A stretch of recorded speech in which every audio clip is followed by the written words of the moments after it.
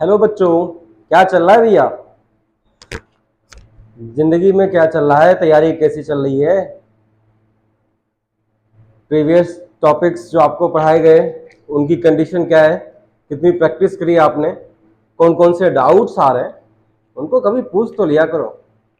आप पूछोगे नहीं तो मैं कैसे मालूम चलेगा कि आपको किस तरह के डाउट्स हैं, है ना? तो चलिए आज स्टार्ट करते हैं कार्बोक्सिलिक एसिड, क्योंकि हमारा थर्ड चैप्टर चल रहा था aldehyde ketone and carboxylic acid, और उसका कार्बोक्सिलिक एसिड बचा हुआ है। छोटा सा टॉपिक है, कोशिश करते हैं एक ही वीडियो में ये सब खत्म हो जाए, है ना? तो चैनल को सब्सक्राइब जरूर कर दीजिएगा, लाइक कर दीजिएगा, शेयर कर दीजिएगा, और जो मन कर गया वो करिएगा, तहलका मचा दीजिएगा यार। ठीक है, चलिए स्टार्ट करते हैं। कार्बोक्सिलिक एसिड, इसमें देखो इसका जो फंक्शनल ग्रुप है वो हमें कैसे मालूम चलेगा कि कौन सा इसका फंक्शनल ग्रुप होगा? तो इसमें देखो, इस कार्बोक्सिलिक एसिड जो टर्म है इसको हम डिवाइड कर लेते हैं, कार्बो प्लस जाइलिक, है ना? ये आईसी तो बाद में लगा दिया गया, और आगे एसिड। कार्बो का मतलब है, carbo is taken from the term carbonyl का ले लिया गया कार्बो, और कार्बोनिल ग्रुप होता है सी डबल बॉन्ड ओ। ठीक है, जो एक्स वाई एल लिया गया है, ठीक है, या जो ओ एक्स वाई एल लिया गया है, ओ अगर हम इधर ले लें तो देखो एक टर्म होता है, कौन सा? हाइड्रोक्सिल, और हाइड्रोक्सिल से लिया गया एक्स वाई एल, और हाइड्रोक्सिल का जो ग्रुप होता है वो क्या होता है? O H. ठीक है, इसका मतलब अगर मुझे कार्बोक्सिल बनाना है तो कार्बोक्सिल में आपको कार्बोनिल ग्रुप भी लेना पड़ेगा, और प्लस OH ग्रुप या एल्कोहलिक ग्रुप या हाइड्रोक्सिल ग्रुप भी लेना पड़ेगा। ठीक है, तो इसका मतलब कार्बोक्सिलिक ग्रुप का फॉर्मूला हो गया, देखो एक तो हो गया C डबल बॉन्ड O, है ना? और एक वैलेंसी से आप क्या लगा दो? OH एल्कोहलिक ग्रुप लगा दो। ठीक है, तो इस तरह से कार्बोक्सिलिक टर्म इंट्रोड्यूस होता है, और उसका फंक्शनल ग्रुप हो जाता है COOH। अब किसी भी कार्बोक्सिलिक एसिड को रिप्रेजेंट करने के लिए हम जनरल फॉर्मूला बना देते हैं, क्या? RC double bond ONOH। ये इसका कार्बोनिल ग्रुप है, ये हाइड्रोक्सिल ग्रुप है। अब देखो कार्बन की वैलेंसी 4 है, तो कार्बन और ऑक्सीजन के बीच में डबल बॉन्ड है, मतलब 2 वैलेंसी कार्बन की सेटिस्फाई हो गई। 2 बची हुई हैं जिसमें एक वैलेंसी किसके साथ में? ऑक्सीजन से सेटिस्फाई हो जा रही है, और दूसरी वैलेंसी जो है उसके लिए हमने R ले लिया है। अब ये जो R है ये हाइड्रोजन भी हो सकता है, या ये कोई एल्काइल ग्रुप भी हो सकता है, और R जो है कोई एराइल ग्रुप भी हो सकता है। एराइल का मतलब हो गया कौन सा ग्रुप? C6H5 group. इसका मतलब हो गया कि जो कार्बोक्सिल ग्रुप है इसको हम 2 पार्ट्स में डिवाइड कर लेते हैं। ठीक है, जो कार्बोक्सिलिक एसिड्स हैं इनको हम 2 पार्ट्स में डिवाइड कर लेते हैं। कौन कौन से? एक हो जाएंगे आपके एलिफैटिक कार्बोक्सिलिक एसिड, है ना? और second will be the aromatic carboxylic acid. Notes साथ में बनाते रहिएगा, जो समझ में ना आए उसको चैट बॉक्स में तुरंत डालिएगा, कमेंट बॉक्स में। ठीक है, तो first come to the aliphatic. Aliphatic general formula मैंने यहां पे लिखा, RC डबल बॉन्ड ONOH। ठीक है, तो ये फर्स्ट वन है, ये सेकंड वन। हम दोबारा नाम न लिख के एग्जांपल्स ले लेते हैं फर्स्ट वन के। जनरल फॉर्मूला क्या है? RC डबल बॉन्ड ONOH ना, और इसमें R की जगह क्या क्या हो सकता है? R की जगह हाइड्रोजन हो सकता है, या कोई एल्काइल ग्रुप हो सकते हैं, C3CH3 C2H5 एक्सेट्रा। ठीक है, तो हो गया आपका HCOOH। ये कौन सा है? ये फॉर्मिक एसिड इसका कॉमन नेम है, क्योंकि ये चींटी में पाया जाता है, फार्मिका में, तो उसका नाम रख दिया गया फॉर्मिक एसिड। CH3 ले लें तो हो जाएगा CH3COOH, ये एसिटाइल एसिटिक एसिड है, तो ये हो गया आपका एसिटिक एसिड। ये कॉमन नेम से ये विनेगर में मिलता है, ठीक है। अगर हम ले लें C2H5 तो हो गया CH3CH2 COOH, ज्यादा ही ले लिया मैंने। CH3CH2 COOH, 3 कार्बन की चेन है, तो हो जाएगा प्रोपियोनिक एसिड। ध्यान रखिएगा ये मैं कॉमन नेम्स की बात कर रहा हूं, ये कोई IUPAC नेम नहीं है इसका। उसके बाद अगर हम एक कार्बन और बढ़ा दें CH2 COOH, 4 कार्बन का कंपाउंड हो गया एसिड, तो इसको हम क्या बोलेंगे? The name of this compound is butyric acid, ठीक है। तो ये एलिफैटिक एसिड्स आपको समझ में आए कि नहीं आए? और अगर समझ में आ गए हो भैया तो सब्सक्राइब तो कर दो कम से कम, ठीक है ना। सब्सक्राइब कर दिया करो। चलिए अब आ जाते हैं एरोमेटिक कार्बोक्सिलिक एसिड में। Come to the second type, that is the aromatic carboxylic acid. जिनके पास बड़े बड़े डिजिटल बोर्ड्स हैं उनको आप सब्सक्राइब कर देते हो क्या? वो बहुत अच्छा पढ़ा रहे होते हैं क्या? कुछ नहीं है ना, खाली बड़े बड़े चोचले हैं। एरोमेटिक कार्बोक्सिलिक एसिड का जनरल फार्मूला हो जाएगा ArCOOH। और ये जो AR है, इस AR का मतलब है कौन से ग्रुप की हम बात कर रहे हैं? एराइल ग्रुप की हम बात कर रहे हैं, ठीक है। तो इसका एग्जाम्पल ले लो। एराइल मतलब C6H5, मतलब हो गया एक बेंजीन रिंग बनती है जिसकी एक वैलेंसी खाली है, और उस एक वैलेंसी से जब जोड़ दो COOH, ठीक है। तो ये बेंजीन कार्बोक्सिलिक एसिड हो जाएगा, बेंजीन कार्बोक्सिलिक एसिड, या इसी को हम क्या बोलते हैं? The name of this compound is benzoic acid, ठीक है। अगर हम दो COOH इस तरह से ले लें, COOH एंड COOH, ठीक है, तो ये कौन सा हो गया? The name of this compound is phthalic acid, ठीक है। अगर एक दूसरे के 1,4 पे ले लेंगे तो हो जाएगा टेरीथैलिक एसिड, मतलब एक दूसरे की पैरा पोजीशंस में। जैसे हमने ये ले लिया होता COOH एंड COOH, ठीक है। तो the name of this compound is terephthalic acid, PTERI, terephthalic acid, ठीक है। तो इस तरह से हम एरोमेटिक और एलिफैटिक कार्बोक्सिलिक एसिड्स को क्लासिफाई कर लेते हैं। और ये कार्बोक्सिलिक एसिड को हम दो में ही क्लासिफाई कर सकते हैं, इसके अलावा हमारे पास कोई दूसरा ऑप्शन नहीं है, ठीक है। तो अब आ जाते हैं IUPAC nomenclature of carboxylic acids पे। तो फटाफट हेडिंग डालिए, IUPAC nomenclature of the carboxylic acid. तो देखो C double bond O and OH इसका फंक्शनल ग्रुप है।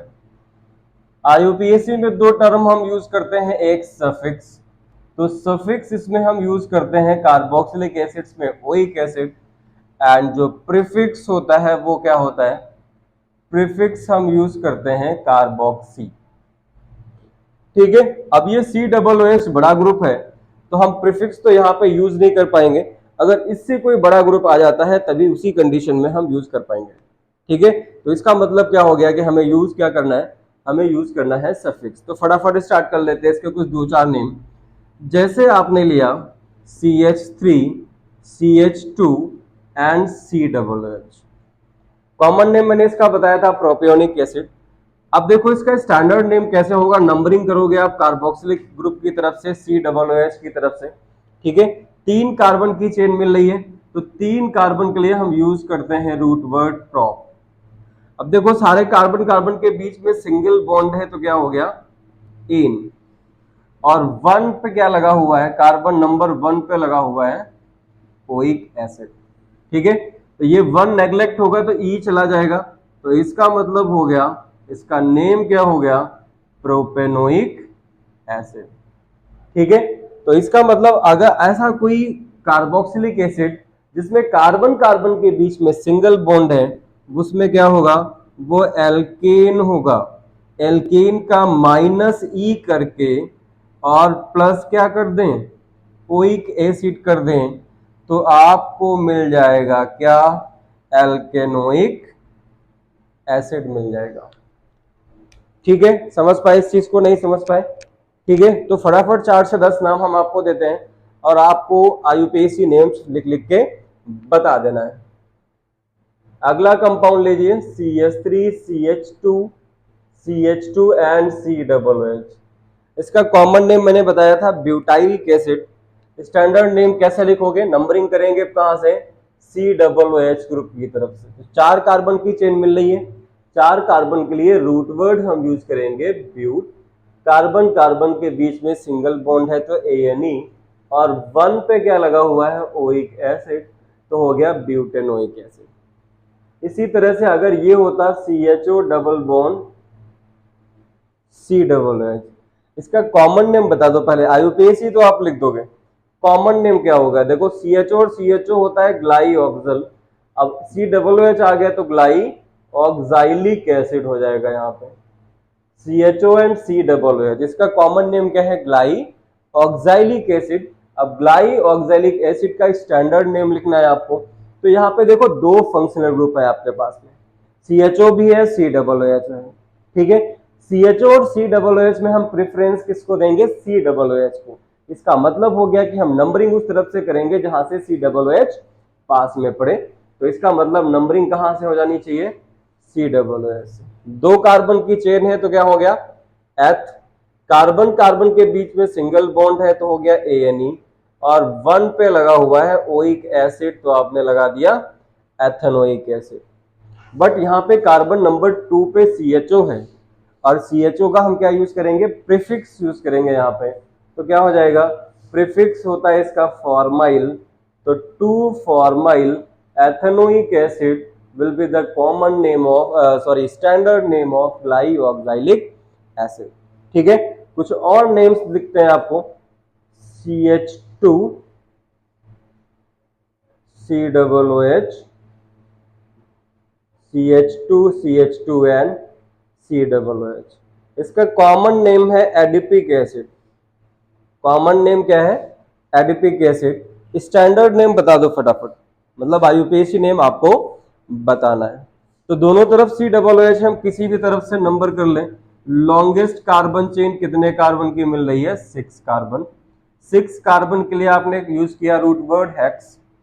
ठीक, कार्बन कार्बन के बीच में सिंगल बॉन्ड है तो क्या हो गया, एन, और कार्बन नंबर 1 पे और कार्बन नंबर 6 पे कितनी बार, 2 बार, कौन सा ग्रुप आया है, ओइक एसिड आया है।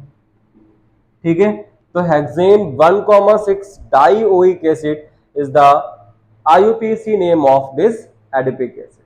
ठीक है, कुछ और एग्जांपल्स लेते हैं, देखो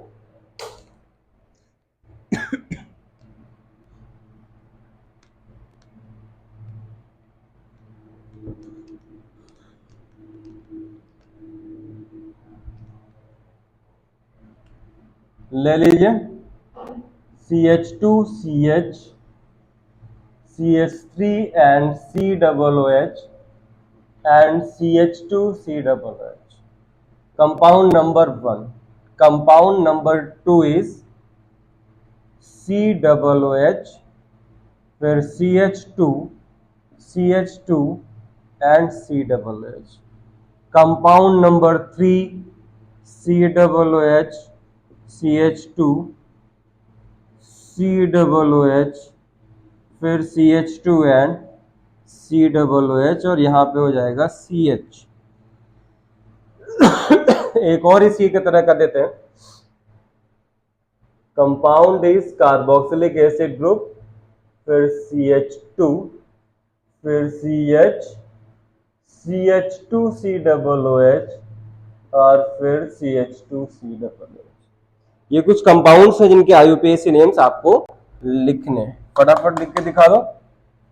तो इसको कैसे लिखेंगे, हम किसी भी तरफ से नंबर कर लेते हैं, पर देखो नंबर तो किसी भी तरफ से कर सकते हैं, बट एक तरफ क्या आ रहा है, साइड चेन आ रहा है, तो हम नंबर उसी तरफ से कर लेते हैं।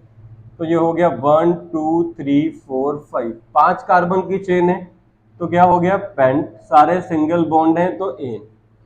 1 और 5 पे क्या लगा हुआ है, 1 और 5 पे 2 बार लगा हुआ है ओइक एसिड, तो हो गया die oic acid. Carbon number 2 पे मिथाइल है, तो यहाँ पे क्या हो जाएगा, 2 methyl pentane 1,5 dioic acid will be the common name, sorry standard name.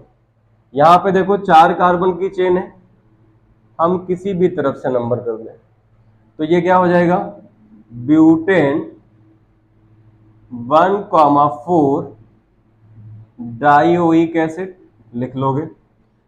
इसका नाम बताओ, ठीक है, इसका नेम डिफरेंटली लिखेंगे। देखो एक ही चेन से डायरेक्टली 3 COOH लगे हुए हैं, तो जब ऐसी कंडीशन आती है जहां पे एक ही कार्बन चेन से, एक ही प्रिंसिपल चेन से 3 COOH ग्रुप लगे हुए हैं या 3 से ज्यादा लगे हुए हैं, तो हम तीनों COOH को नेग्लेक्ट कर देते हैं, मतलब they will not be added into the principal chain, they get excluded from the principal chain.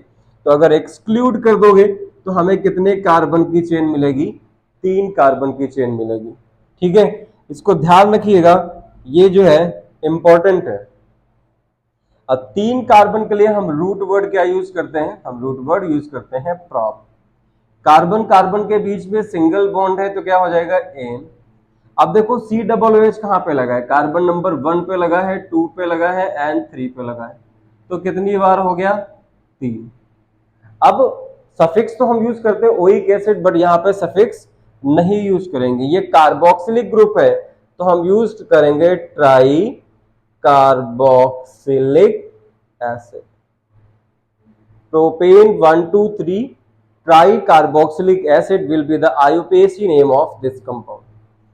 अब इसी से मिलता जुलता एक और एग्जांपल आपके पास में लिखा हुआ है, कंपाउंड नंबर 4, ठीक है, इसका नेम कैसे करोगे, इसके पास भी 3 COOH है, बट 2 COOH तो प्रिंसिपल चेन से जुड़े हुए हैं, ये वाला जो COOH है ये डिफरेंटली जुड़ा हुआ है ना, मतलब उसी चेन से नहीं है, तो फिर वो वाला रूल जो कंपाउंड नंबर 3 में लगा है वो कंपाउंड नंबर 4 में नहीं लगेगा। You have to select the longest carbon chain including these groups.